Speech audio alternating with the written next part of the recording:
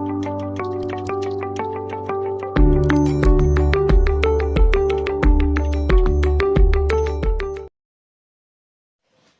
Friends, स्वागत है आपके अपने class 10th 12th only YouTube channel पर।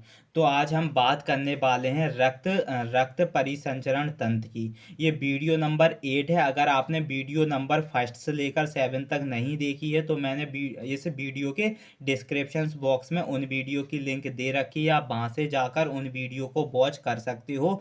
वो वीडियो इतनी इम्पोर्टेंस होने वाली है जितनी कि ये वाली वीडियोस है, क्योंकि मैं ये जो वीडियो है इसमें जो पीबीटी क्वेश्चंस आपको करा रहा हूँ ये सारे एनसीईआरटी बुक से मैं छांट कर लाया हूँ, जिससे कि आपके लिए ये इम्पोर्टेंस के रूप में प्रूफ होंगे। आपको बोर्ड एग्जाम्स में आप जाओगे तो इन्हीं में से मैं इतनी गारंटी दे रहा हूँ, इन्हीं क्वेश्चंस में से आपको पेपर में ज़रूर क्वेश्चंस देखने को मिलेंगे। तो आप आई होप अगर आप चैनल पर नए हो तो चैनल को ज़रूर सब्सक्राइब करो। अगर आप क्लास 10th या 12th में हैं तो ये चैनल आपके लिए बहुत ही ज़्यादा इम्प्रूव कहा जाए तो पावरफुल होने वाला है, क्योंकि इस चैनल पर आपके क्लास 10 12th का ही मटेरियल प्रोवाइड होता है, इसलिए ये चैनल आपके लिए बहुत इंपॉर्टेंट होने वाला है। तो चलो स्टार्ट करते हैं आज की वीडियो नंबर 8 को। तो इसमें क्या कहा जा रहा है, रक्त जो खून होता है इसकी परिसंचरण तंत्र की बात करेंगे कि इसमें किस प्रकार अपना जो मानव शरीर में खून किस प्रकार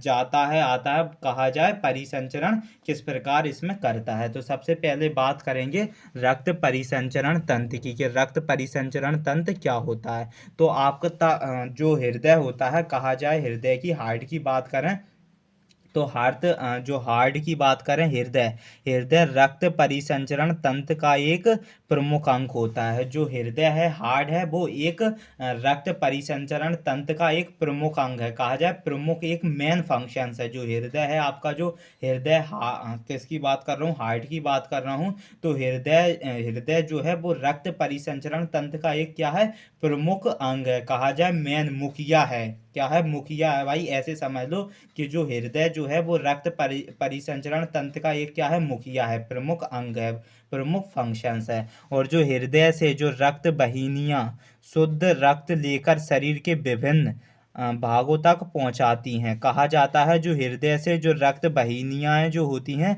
वो शुद्ध रक्त को क्या करती हैं, शुद्ध रक्त को लेकर शरीर के विभिन्न अंगों तक पहुंचाती हैं। और हृदय से जो शुद्ध कहा जाए जो प्योर ब्लड ले जाने वाली नालिकाओं को क्या कहा जाता है, धमनियां, जिन्हें हम आर्टरीज कहा जाता है। और जो हृदय की जो और अशुद्ध रक्त ले जाने वाली नालिकाओं को शिराएं, वेंस कहा जाता है। तो ये जो क्वेश्चन है, ये जो पीबीटी है, इसे मैं आपको बिल्कुल शॉर्ट फॉर्म में लेके आया हूँ। और इसका कहा जाए इसका पूरा चैप्टर में इसका बेसिक है पूरा, लेकिन मैं क्या कर रहा हूँ, मैं आपको बिल्कुल इंपॉर्टेंस पीबीटी दे रहा हूँ जो कि आपको डायरेक्टली क्या करेगा, पेपर में देखने को मिलेगा। ठीक है, अब मैंने इसमें कितना इजीली बता दिया है कि जो आर्टरीज वेन के बारे में बता दिया।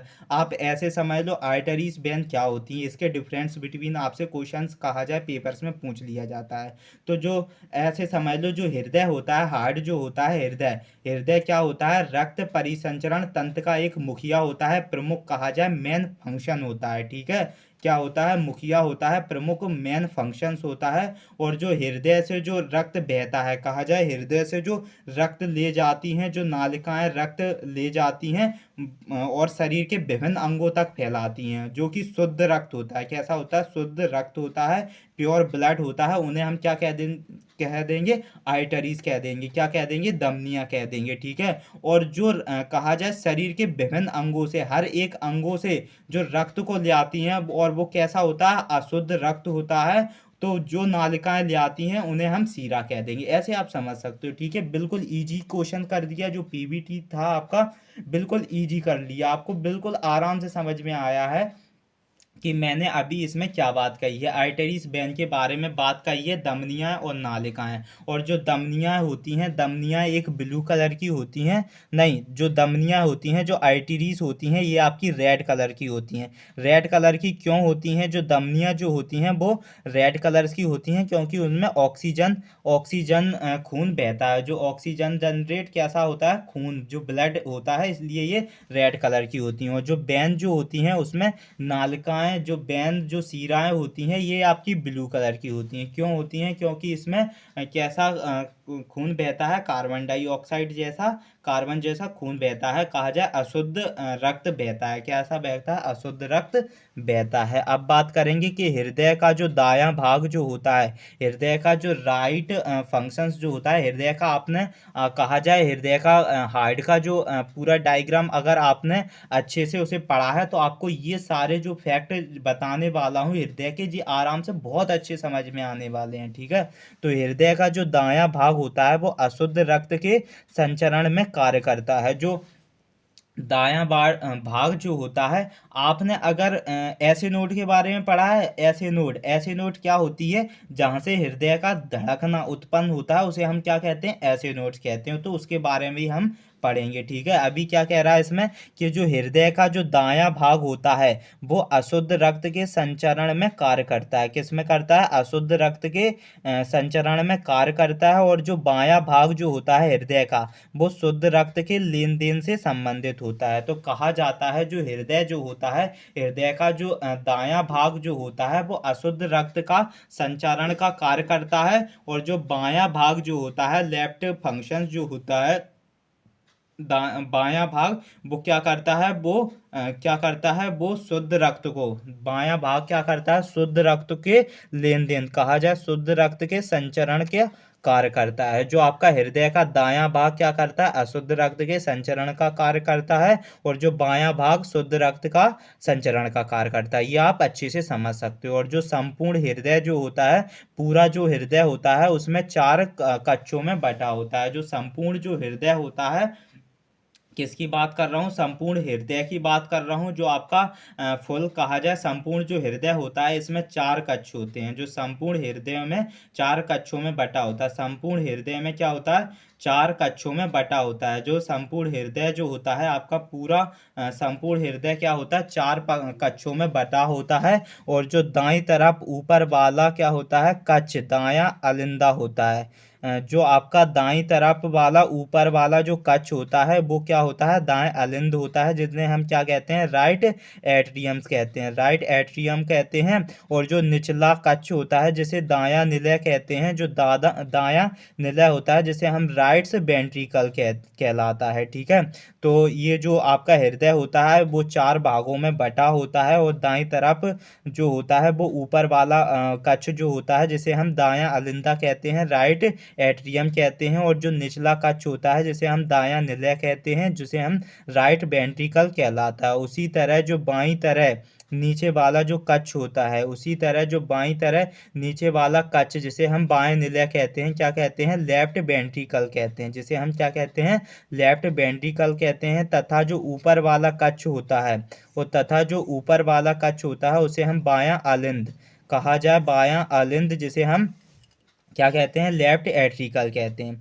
तो निलय जो होता है, निलय कक्ष को आप वेंट्रिकल कहा जाता है। निलय कक्ष, जहाँ पर निलय की बात आएगी तो निलय को हम क्या कहते देते हैं? निलय को वेंट्रिकल कहते देते हैं। और आलिंद को एट्रियम कहते हैं। तो ये आप समझ सकते हो कि जो हृदय मानव जो हृदय होता है उसमें संपूर्ण 4 क्या होते हैं? कक्ष होते हैं। और कौन कौन से कक्ष होते हैं उनके बारे में मैंने बता दिया है कि एट्रियम किसे कहते हैं? आलिंद को एट्रियम कहते हैं। और जो आपका निलय को वेंट्रिकल कहते हैं। ठीक है, और हृदय एक पतली, जो हृदय जो होता है वो एक पतली दोहरी झिल्ली से घिरा होता है। जो आपका हृदय होता है, किसकी बात कर रहा हूँ? मानव हृदय की बात कर रहा हूँ। तो जो हृदय जो होता है, किसकी बात कर रहा हूँ? हृदय। तो मानव हृदय जो होता है वो क्या होता है? मानव हृदय की बात करें तो मानव हृदय क्या करता है? मानव हृदय एक पतली दोहरी झिल्ली से घिरा होता है।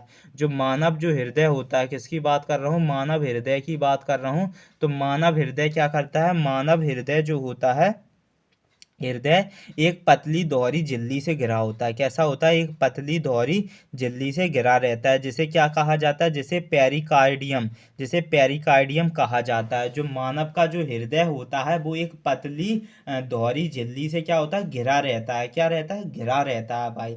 घिरा का मतलब समझ रहे हो? पूरा कवर रहता है। उसका सरफेस जो होता है जो हृदय का, वो एक पतली दोहरी झिल्ली से कवर रहता है, जिसे हम पेरिकार्डियम कहते हैं। और जो हृदय की जो पंपिंग क्रिया जो होती है उसकी पेशियां भित्तियों के संकुचन पर निर्भर होती है। जो हृदय की पंपिंग क्रिया की बात करें, हृदय में जो पंपिंग क्रिया जो होती है क्या होती है, जो मानव हृदय में जो पंपिंग क्रिया होती है वो उसकी एक पेशियां भित्तियों के संकुचन किसके कारण होती है, पेशियां भित्तियों के संकुचन पर निर्भर होती है। किस पर होती है, पेशियां भित्तियों के संकुचन पर निर्भर होती है। जो आलिंद और निलय पर एकांत संकुचन और क्या करती है, शीथिलन हुआ करती है। क्या करती है, शीतलन हुआ करती है। जो हृदय की जो पंपिंग क्रिया होती है वो पेशियां भित्तियों के संकुचन पर निर्भर होती है। और जो आलिंदा और निलय एक एकांत संकुचन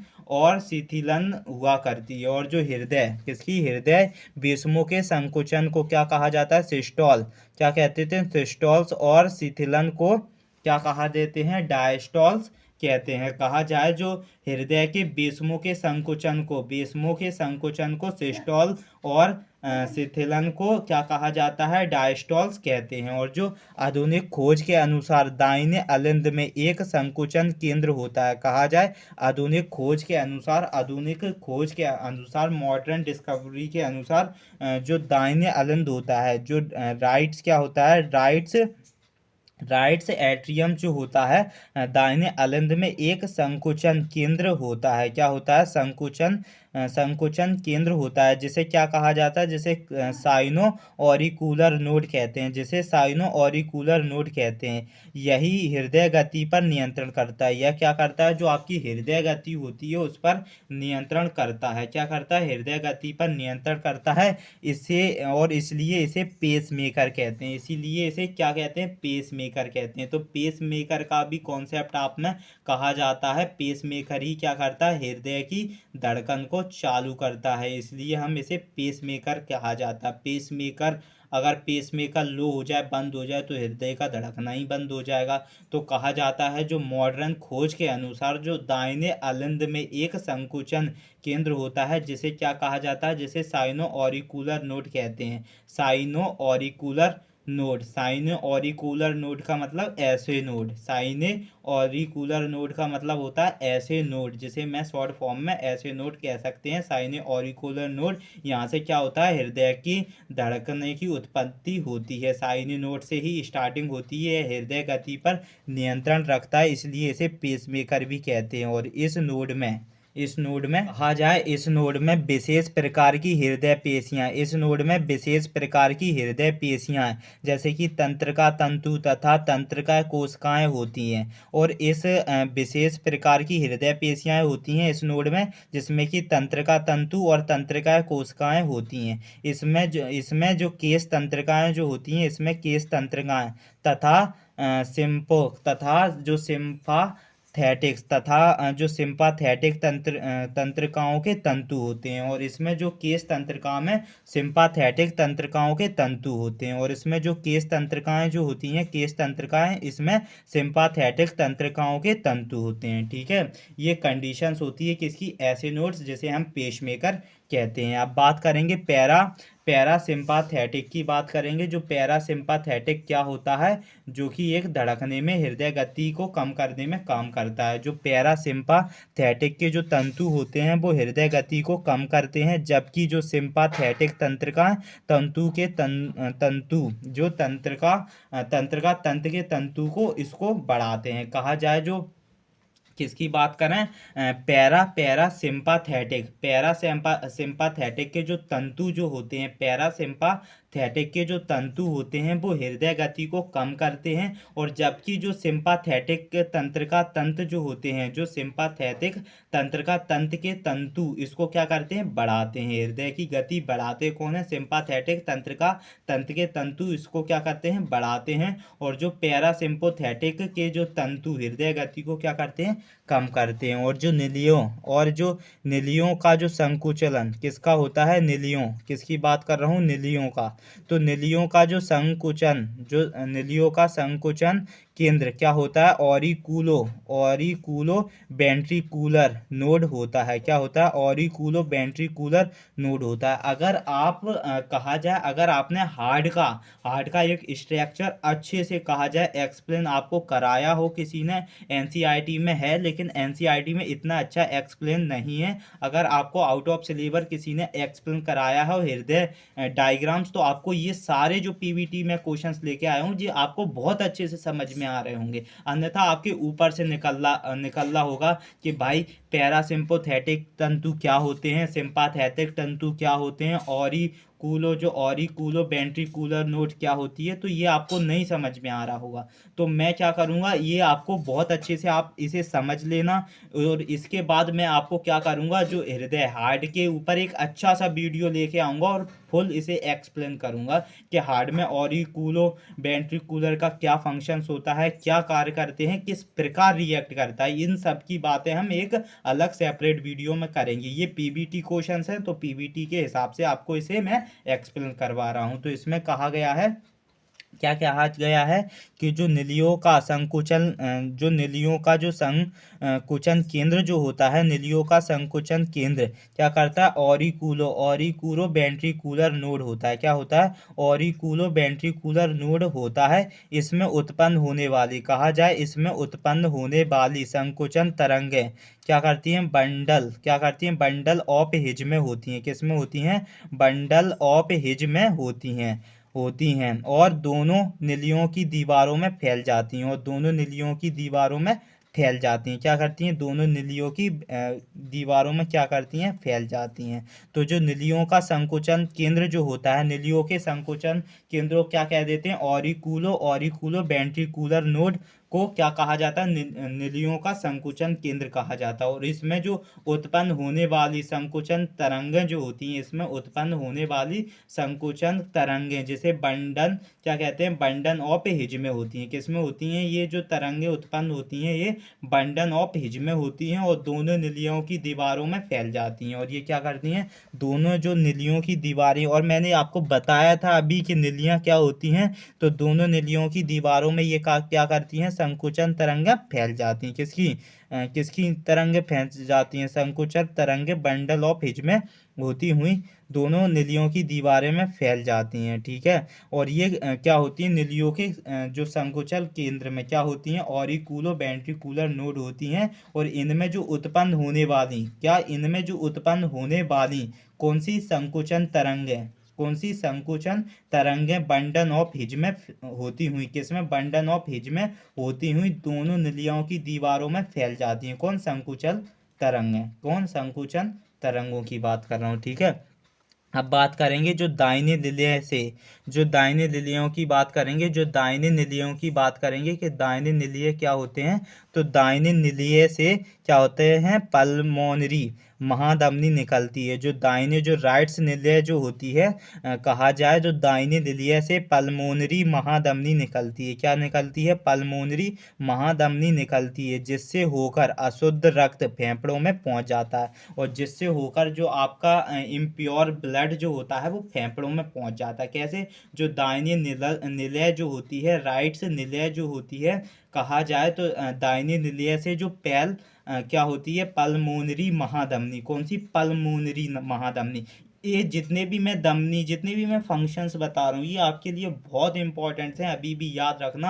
आप चाहो तो इन पर आईएमपी लगा सकते हो। ठीक है, तो दाहिनी निलय से जो पल्मोनरी महाधमनी निकलती है, क्या निकलती है, दाहिनी निलय से पल्मोनरी महाधमनी निकलती है, जिससे होकर अशुद्ध रक्त फेफड़ों में पहुंच जाते हैं। और जो पल्मोनरी महाधमनी से निकलने वाला, जो दाहिनी निलय से पल्मोनरी महाधमनी निकलती है, और जिससे होकर जो आपका इम्प्योर ब्लड था वो फेफड़ों में पहुंच जाता है, और फेफड़ों से शुद्ध रक्त होता है वो पल्मोनरी शिराओं द्वारा बाएं अलिंदा में लौट आता है। और जो आपके फेफड़ों से जो शुद्ध रक्त जो होता है वो पल्मोनरी शिराओं से क्या होता है, पल्मोनरी शिराओं द्वारा क्या होता है, बाएं अलिंदों में लौट आता है। और इसका जो फंक्शन, अगर आपने लंग्स का फंक्शन पढ़ा है कि किस प्रकार उसमें ब्लड कैसा सर्कुलेट्स करता है, किस प्रकार उसमें गंदा ब्लड आया, किस प्रकार उसने अच्छा ब्लड निकाला, इम्प्योर प्योर कैसे वो रिएक्ट करता है, इस क्रिया के बारे में आपने पढ़ा नहीं हो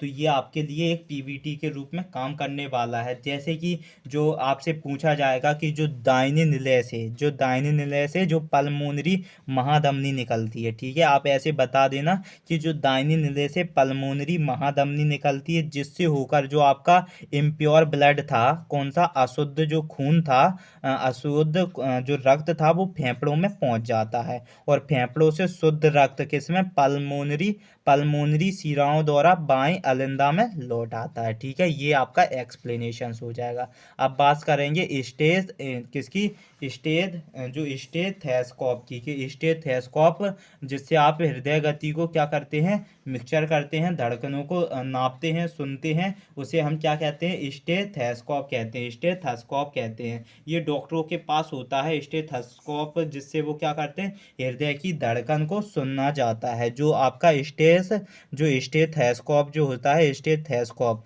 भाई याद रखना, ये स्टेथोस्कोप से भी आपसे पूछ लिए जाते हैं, ये क्या करते हैं भाई।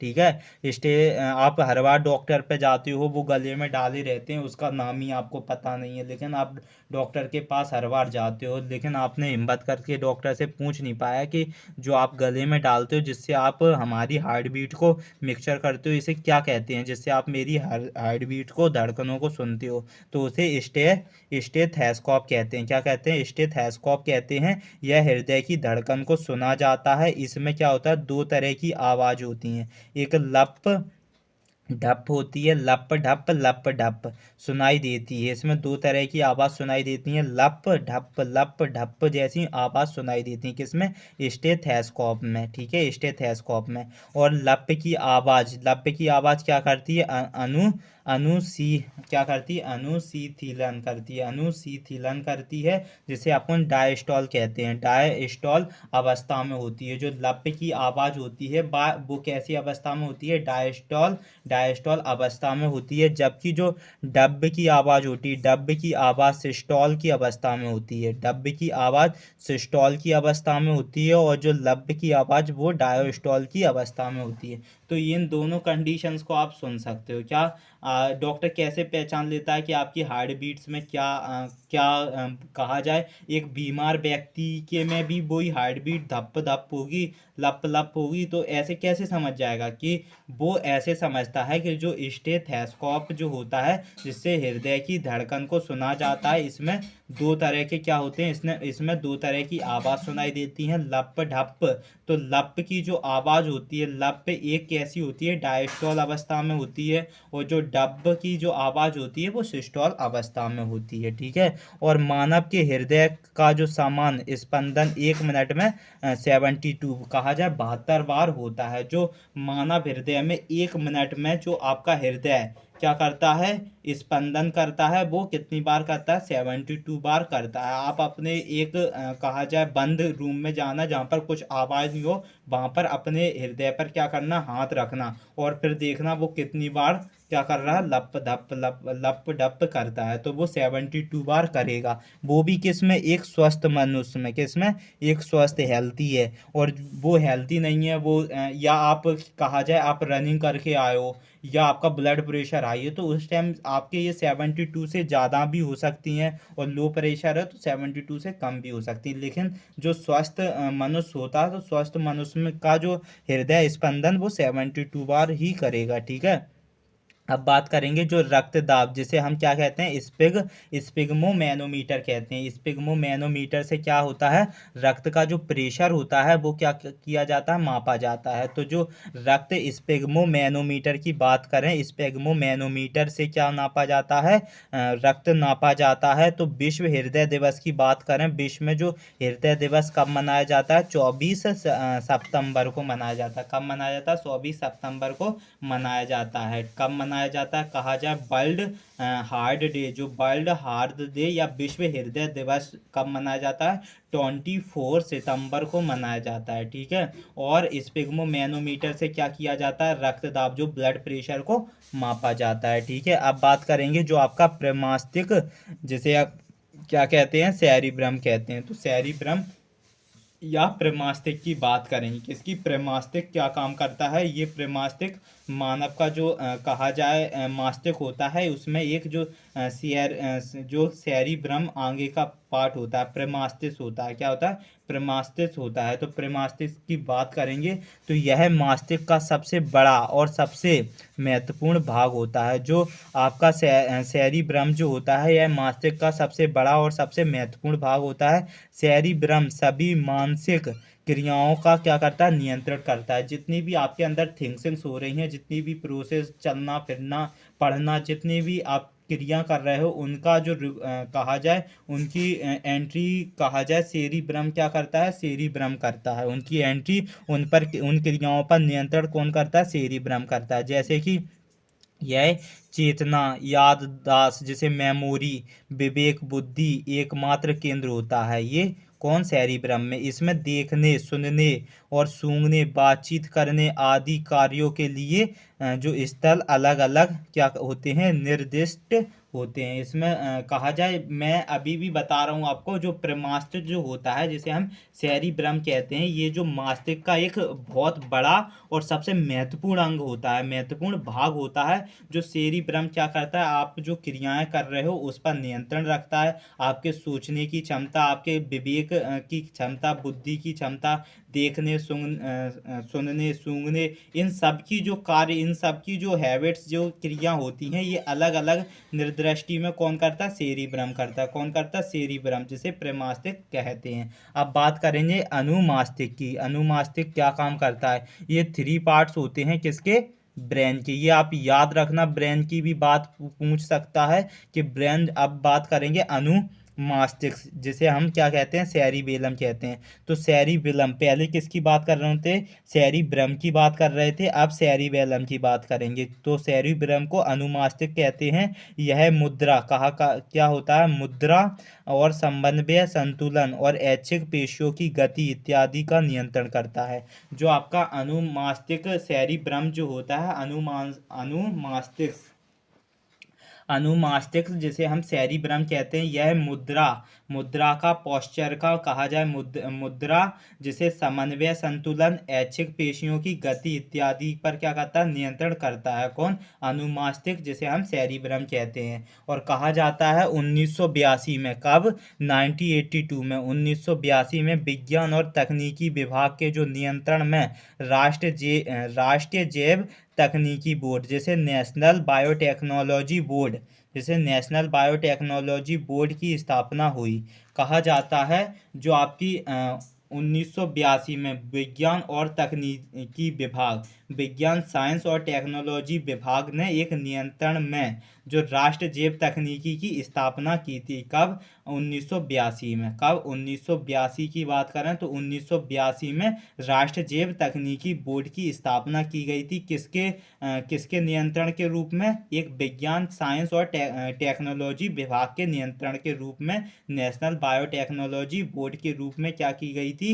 इसकी स्थापना की गई थी। वो भी कब? 1982 में, ठीक है। अब बात करेंगे इंटरफेरॉन की। जो इंटरफेरॉन क्या होता है? क्या? इंटरफेरॉन की बात करेंगे कि इंटरफेरॉन्स क्या काम करते हैं। इंटरफेरॉन्स की बात करेंगे तो जो इंटरफेरॉन जो होते हैं, वो वायरसों के विरुद्ध शरीर में पैदा होने वाला एक प्रोटीन होता है। जो इंटरफेरॉन जो होता है, इंटरफेरॉन, वो आपके वायरस के विरुद्ध में शरीर में पैदा होने वाला एक प्रकार का प्रोटीन होता है। कौन? इंटरफेरॉन। तो इंटरफेरॉन्स क्या होता है? जो वायरस होते हैं, तो वायरस के विरुद्ध में शरीर में पैदा होने वाला एक प्रकार का क्या होता है? प्रोटीन होता है। एक प्रकार का प्रोटीन होता है। कौन? इंटरफेरॉन, ठीक है। अब बात करेंगे डीएनए की। डीएनए क्या होता है? डीऑक्सीरिबो न्यूक्लियस एसिड। तो डीएनए की एक पहचान कहाँ की गई थी? साधारण ब्लॉटिंग सदरन कहा जाए साउथरन ब्लॉटिंग्स की सहायता से की गई थी। जो साउथरन ब्लॉटिंग्स जो थे उनने डीएनए की पहचान की थी। तो डीएनए की पहचान किसके सहायता से हुई थी? साउथरन ब्लॉटिंग्स के सहायता से हुई थी डीएनए की पहचान। डीएनए क्या होता है? डाई न्यूक्लियस जो एसिड होता है उसे डीएनए कहते हैं। वो एक साउथरन ब्लॉटिंग्स की सहायता से डीएनए की क्या हुई थी? पहचान हुई थी। और जो गर्भ जो होता है, गर्भ, तो गर्भ में जो प्लेसेंटा बनने के आरंभ के समय एक एचसीजी हार्मोन काफ़ी मात्रा में स्रावित होकर मूत्र में उत्सर्जित होने लगता है। इसी समय मूत्र की जांच में इस हार्मोन की उपस्थिति में गर्भाधान की क्या होती है? जांच की जाती है। जांच की जाती है। आज के ज़माने में मॉडर्न साइंस में एक टेस्ट ट्यूब भी आने लगा है जिससे आप गर्भधान की जांच कर सकते हो। ठीक है। तो जो गर्भ जो होता है, गर्भ में एक प्लेसेंटा बनने के आरंभ में, क्या बनने के आरंभ में? प्लेसेंटा। प्लेसेंटा क्या होती है? जहाँ पर जो कहा जाए बेबीज जो होता है वहाँ पर उस जगह जो उसका प्रोडक्शन हो रहा होता है, उसके पलने की जो जगह होती है उसे हम प्लेसेंटा कहते हैं। तो गर्भ में जो प्लेसेंटा बनने के आरंभ के जो समय एक एचसीजी, कौन सा होता है? एचसीजी एक हार्मोन होता है। कौन सा होता है? एचसीजी। कौन सा हार्मोन होता है? एचसीजी हार्मोन होता है। और यह काफ़ी मात्रा में क्या होता है? रिलीज होता है, जो कि मूत्र में उत्सर्जित होने लगता है। किस में उत्सर्जित होने लगता है? ये जो एचसीजी जो हार्मोन होता है, ये इसका क्या होता है? ये काफ़ी मात्रा में स्रावित होने लगता है, प्रोड्यूस होने लगता है, जिसके कारण ये मूत्र में भी उत्सर्जित होने लगता है। और इसी समय जो मूत्र की जांच में एक हार्मोन की उपस्थिति होती है, इसी कारण इसकी क्या होती है? इस हार्मोन की उपस्थिति मूत्र में होती है, जिसके कारण गर्भधान की जांच की जा सकती है। किसके? मूत्र के द्वारा। क्यों? क्योंकि जो आपकी एचसीएस जो हार्मोन था वो काफ़ी मात्रा में स्रावित हो रहा था, और इसका स्रावित होने के कारण ये मूत्र में, किसमें? मूत्र में भी उत्सर्जित होने लगता है। कौन? एसजी हार्मोन, जिससे आप क्या कर सकते हो? जिससे जो गर्भधान की जांच की जा सकती है। ठीक है। ये बहुत ही अच्छा कॉन्सेप्ट है। ये अगर आप बायोलॉजी सब्जेक्ट से हो, आप अगर नीट करना चाह रहे हो, तो ये जो पीबीटी मैं करा रहा हूँ ये आपके लिए बहुत ही कहा जाए एक किसके रामबाण के रूप में ये क्या करेंगे? आपकी सहायता करने वाले हैं। ठीक है। अब बात करेंगे कि जो मानव जो होते हैं उनमें 23 जोड़े क्या होते हैं? क्रोमोसोम्स, तथा एक जोड़े को लिंग क्रोमोसोम कहा जाता है। जो सेक्स क्रोमोसोम्स की संख्या मानव में कितनी होती है? मनुष्य में वैसे तो 46 क्रोमोसोम्स होते हैं, लेकिन इनकी जोड़ी बनती है तो कितनी? 23 की बनती है। ठीक है। तो 23 कहा जाए 23 जोड़े जो होते हैं वो क्रोमोसोम्स, एक जोड़े को क्या कहते हैं? एक जोड़े को लिंक क्रोमोसोम्स कहते हैं। ठीक है। मानव शरीर जो होता है, मानव में 23 जोड़े क्रोमोसोम्स और एक जोड़े को लिंक क्रोमोसोम्स कहते हैं। ठीक है। और जो सेक्स क्रोमोसोम्स कहते हैं, लिंक क्रोमोसोम्स में जो एक्स तथा दूसरा वाई क्रोमोसोम्स होता है। जो मानव की बात करें, जो क्रोमोसोम्स किस में बनते हैं? क्रोमोसोम्स बनते हैं कहा जाए मेल की बॉडीज में। तो मेल की बॉडीज में जो क्रोमोसोम्स बनते हैं वो 23 पेयर में होते हैं, 23 पेयर में होते हैं। और उनमें जो लिंक क्रोमोसोम्स की जो कहा जाए लिंक क्रोमोसोम्स की बात करें तो उनमें एक एक्स बनता है और दूसरा क्या बनता है? दूसरा बाय क्रोमोसोम्स बनता है। किसमें? उसमें मेल क्रोमोसोम्स में। तो मेल क्रोमोसोम्स में एक लिंक क्रोमोसोम्स एक्स का रहता है और एक लिंक क्रोमोसोम्स किसका? बाय का रहता है। ठीक है। सेक्स क्रोमोसोम्स में, जो कि मेल में बनते हैं। और जो मादा की बात करें तो मादा में क्रोमोसोम्स की संख्या कितनी? 22 + 33 तथा नर में 23 + 34 होती है। और जो मादा में बात करें तो मादा में क्रोमोसोम्स की संख्या कितनी होती है? मादा में जो क्रोमोसोम्स की संख्या 23 + 33 कितनी? 22 + 33, और नर में 22 + 34 होती है। और जो बच्चों की बात करें, बच्चों का जो लिंग निर्धारित पुरुष के क्रोमोजोम्स पर निर्भर होता है, ना कि स्त्रियों के क्रोमोजोम्स पर। और जो बच्चों का जो लिंग निर्धारित होता है वो किस पर निर्धारित होता है? पुरुष के क्रोमोजोम्स के ऊपर निर्भर होता है, क्योंकि जो पुरुष जो होता है वो एक एक्स क्रोमोजोम्स बना सकता है और एक वाई क्रोमोजोम्स बना सकता है। तो अगर एक्स एक्स आप मेल का क्रोमोजोम्स हुआ और फीमेल का भी एक्स हुआ तो क्या हो जाएगा? तो गर्ल गर्ल कहा जाए, एक मादा मादा क्रोमोजोम्स की उत्पत्ति हो जाएगी। और अगर मेल जो था आपका, मेल ने एक्स क्रोमोजोम्स रिलीज किया और जो आपकी फीमेल ने एक्स क्योंकि फीमेल जो होती है, फीमेल दोनों कंडीशंस में क्या एक्स एक्स क्रोमोजोम्स रिलीज करती है, लेकिन जो मेल जो होता है वो मेल एक क्रोमोजोम से एक्स का हो सकता है या एक किसका वाई का हो सकता है। तो जो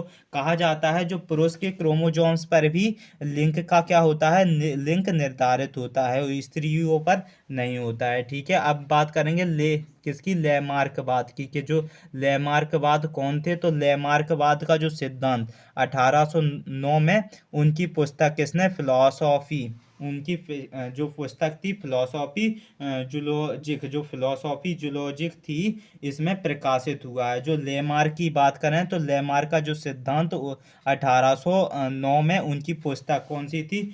फिलॉसॉफी जूलॉजिक में इसका प्रकाशित हुआ था, जो लेमार्क का सिद्धांत। और कब हुआ था? 1809 में हुआ था। उन्हीं की पुस्तक थी। कौन सी बुक थी उनकी? फिलॉसॉफी जूलॉजी थी। अब बात करेंगे डार्विन्स की। तो जो डार्विन्स जो थे, जिसे हम चार्ल्स डार्विन्स कहते हैं, इनने 1809 से और 1882 ने कहा जाए 1831 में बीगल्स नामक विश्व सर्वेक्षण जहाज पर पूरे विश्व पर क्या किया था? भ्रमण किया था। पूरे जो एक बीगल नामक जहाज था, तो उसका 1831 में बीगल नामक विश्व सर्वेक्षण जहाज पर पूरे विश्व का क्या किया था? भ्रमण। कहा जाए तो डार्विन्स क्या किया था? चार्ल्स डार्विन ने पूरे विश्व में क्या किया था? घूमना शुरू कर दिया था। क्या? भ्रमण करना शुरू कर दिया था। कब? 1831 में। और लेमार्क ने क्या किया था? लेमार्क का एक सिद्धांत था 1809 में, और उनकी पुस्तक ही ने, उनका जो फिलॉसफी जूलॉजी एक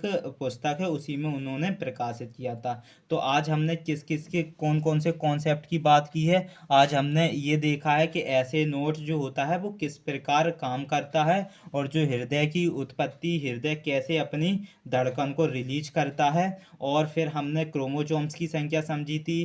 कहा जाए तो प्रमास्तिक को देखा था, अनुमास्तिक को देखा था, कि ये किस प्रकार काम करते हैं और किस प्रकार इनकी स्टडी की जाती है। और जो बाकी आपको अगर डाउट लग रहा है इसमें, तो प्लीज़ आप कमेंट कर सकते हो, क्योंकि मैं अभी भी कह रहा हूँ ये 100% इम्पोर्टेंस पीबीटी है, क्योंकि ये एनसीईआरटीज़ की बुक से रिलीज की गई सारी पीबीटी है, जिसके कारण ये बहुत ही ज़्यादा आपके लिए इम्पोर्टेंस होने वाली है। ठीक है, अगर आप चैनल पर नए थे तो चैनल को प्लीज़ सब्सक्राइब करो, क्यों?